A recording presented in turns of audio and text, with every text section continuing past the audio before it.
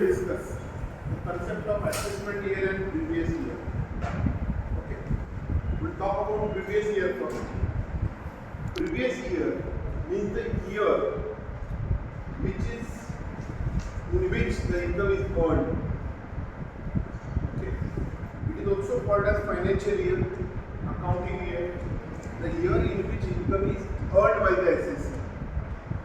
Previous year is exactly preceding year of assessment year. Income is earned in previous year, tax is payable in the year assessment year. Next year is assessment year.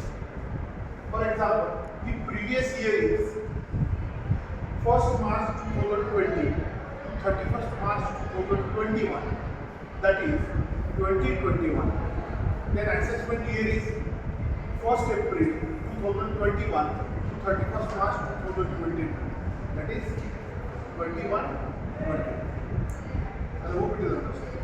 This in the previous year, assessee has to earn an income from different sources, and in the assessment year, you will pay tax.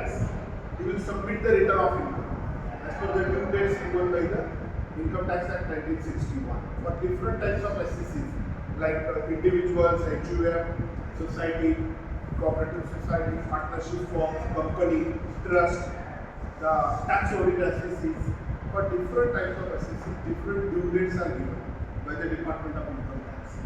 Okay, but due dates will fall in assessment year only for submission of return of income.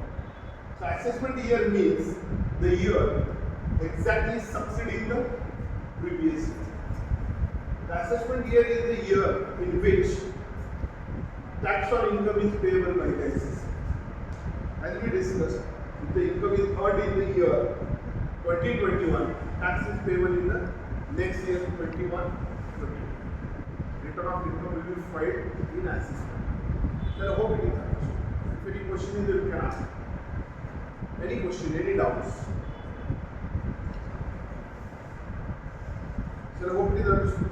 That's all.